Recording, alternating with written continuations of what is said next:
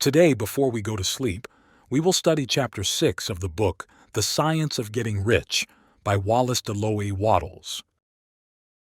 This recording is a treasure trove of insights for your personal development.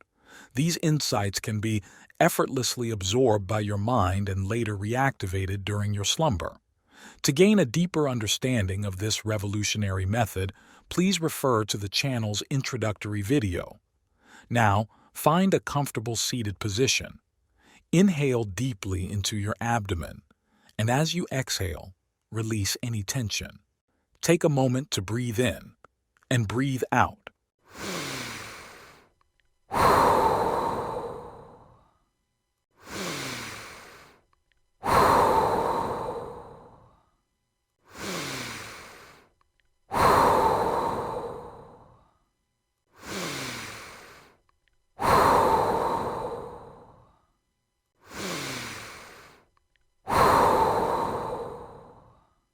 Now pay close attention and listen carefully with total concentration.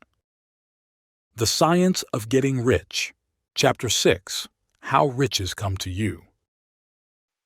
When I say that you do not have to drive sharp bargains, I do not mean that you do not have to drive any bargains at all, or that you are above the necessity for having any dealings with your fellow men.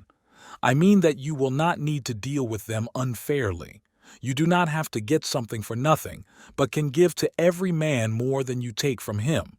You cannot give every man more in cash market value than you take from him, but you can give him more in use value than the cash value of the thing you take from him. The paper, ink, and other material in this book may not be worth the money you pay for it, but if the ideas suggested by it bring you thousands of dollars, you have not been wronged by those who sold it to you. They have given you a great use value for a small cash value. Let us suppose that I own a picture by one of the great artists, which, in any civilized community, is worth thousands of dollars. I take it to Baffin Ray and, by salesmanship, induce an Eskimo to give a bundle of furs worth $500 for it. I have really wronged him, for he has no use for the picture. It has no use value to him. It will not add to his life. But suppose I give him a gun worth $50 for his furs. Then he has made a good bargain. He has use for the gun. It will get him many more furs and much food. It will add to his life in every way. It will make him rich. When you rise from the competitive to the creative plane, you can scan your business transactions very strictly. And if you are selling any man anything which does not add more to his life than the thing he give you in exchange, you can afford to stop it. You do not have to beat anybody in business. And if you are in a business which does beat people, get out of it at once. Give every man more in use value than you take from him in cash value. Then you are adding to the life of the world by every business transaction. If you have people working for you, you must take from them more in cash value than you pay them in wages. But you can organize your business so that it will be filled with the principle of advancement, and so that each employee who wishes to do so may advance a little every day. You can make your business do for your employees what this book is doing for you. You can conduct your business so that it will be a sort of ladder, by which every employee who will take the trouble may climb to riches himself.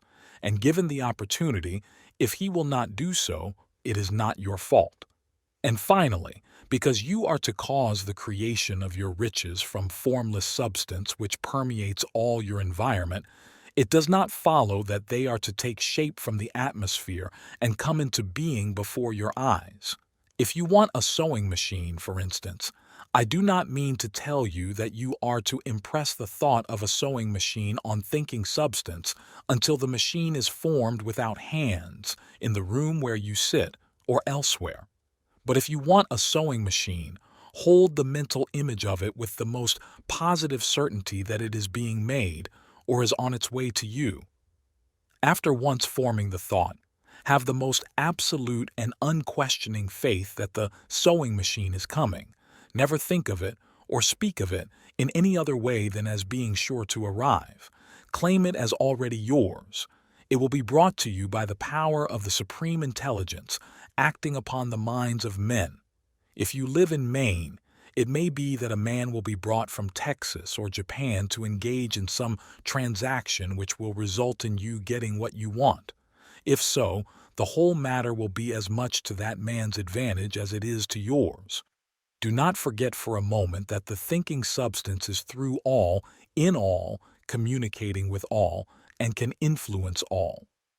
The desire of thinking substance for fuller life and better living has caused the creation of all the sewing machines already made, and it can cause the creation of millions more, and will, whenever men set it in motion by desire and faith, and by acting in a certain way. You can certainly have a sewing machine in your house, and it is just as certain that you can have any other thing or things which you want, and which you will use for the advancement of your own life and the lives of others. You need not hesitate about asking largely. It is your Father's pleasure to give you the kingdom, said Jesus. Original substance wants to live all that is possible in you, and wants you to have all that you can or will use for the living of the most abundant life.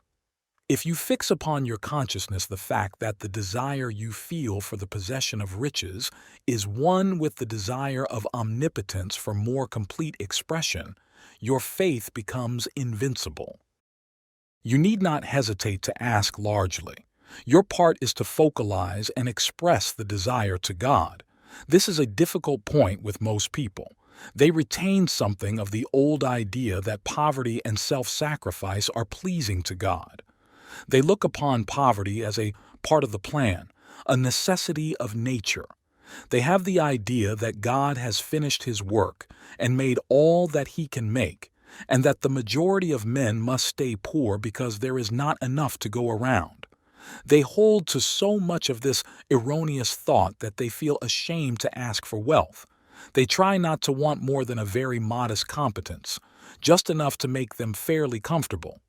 I recall now the case of one student who was told that he must get in mind a clear picture of the things he desired, so that the creative thought of them might be impressed on formless substance.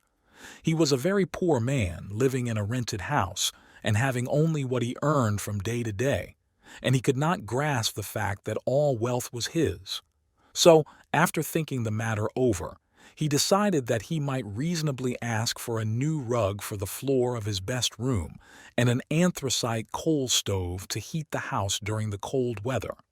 Following the instructions given in this book, he obtained these things in a few months, and then it dawned upon him that he had not asked enough. He went through the house in which he lived and planned all the improvements he would like to make in it. He mentally added a bay window here and a room there, until it was complete in his mind as his ideal home, and then he planned its furnishings. Holding the whole picture in his mind, he began living in the certain way, and moving toward what he wanted, and he owns the house now, and is rebuilding it after the form of his mental image. And now, with still larger faith, he is going on to get greater things. It has been unto him according to his faith, and it is so with you and with all of us. End of chapter 6. Take a moment to breathe in and breathe out.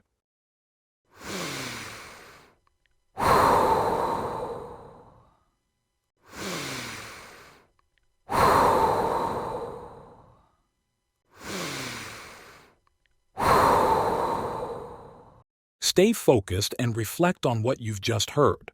In the comments section, share the main message or key takeaway you've gleaned from this recording. This simple task will aid in your reflection and internalization of the information. Remember, repetition is the key. By playing this recording every night before sleep, you're instructing your sleeping mind on what to consolidate. Once you've completed this, head to bed immediately and let your subconscious mind work its magic. Don't forget to subscribe to the channel and hit the notification bell to stay updated with our latest content. Good night.